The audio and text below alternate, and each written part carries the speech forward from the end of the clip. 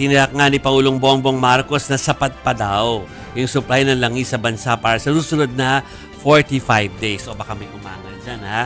Ito, ang 45 days na tinutukoy dito, dahil iba na yung datos simula nitong nakalipas sa 2 araw. Kumpara doon sa inanunsyo natin na 60 days noong unang araw, which is nung Monday. March 19 yun, di ba? Yun, Yung correct. una mong binasa. Yes. March 19. Siyempre, nababawasan. Nababawasan at saka nag-recalibrate po sila at ayan po ang mga findings. Ano, ina-update yan. Hindi sabihin fake news yun. No. So, ang pagmamalaki po ng Pangulo after 45 days ay magkakaroon ng hindi lang isa o 2 delivery.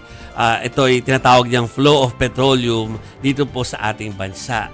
Dagdag pa niya, kinakausap na po ng gobyerno ang iba pang bansa kasama dyan ng China para makapag-angkat ng dagdag na langis. Tumanggi naman si Pangulong Marcos sa sagutin kung may balak ba ang gobyerno na take over ang oil industry sa bansa sa gitna ng krisis ng langis. So, dapat tatanungin niyo yun, di ba?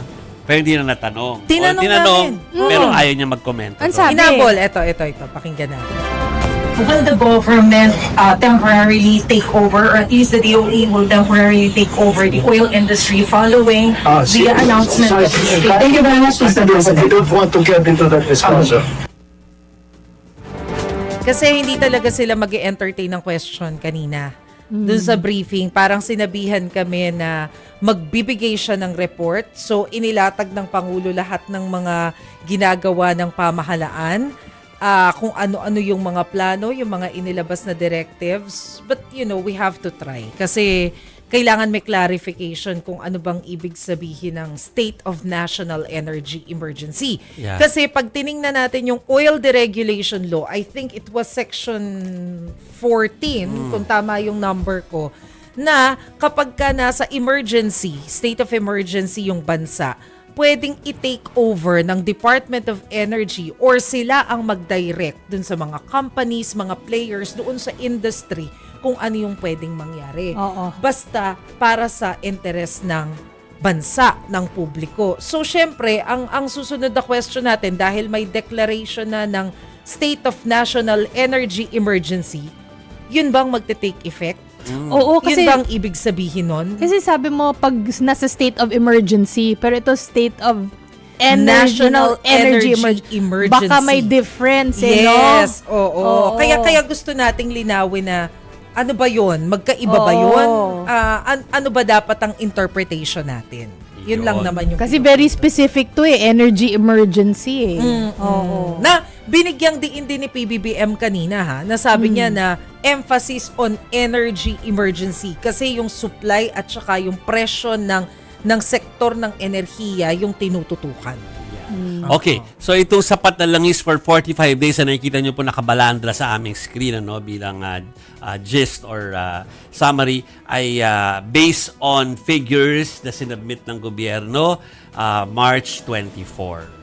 Kung hindi ako nagkakamali. I think hindi. Kasi nabasa ko na yan kanina pa sa pagbabalita. So, nag-iiba-iba siya. Malay nyo, tomorrow, iba na naman yan.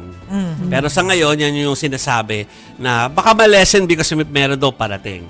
Pero may parating na supply. So, hopefully naman po kasi I think hindi na presyo talaga ngayon yung kahit masaklap. Kahit masaklap, hindi na po yun ang nakapagpapakulot ng noo natin lahat. Yung worry natin is kung we will have ample supply.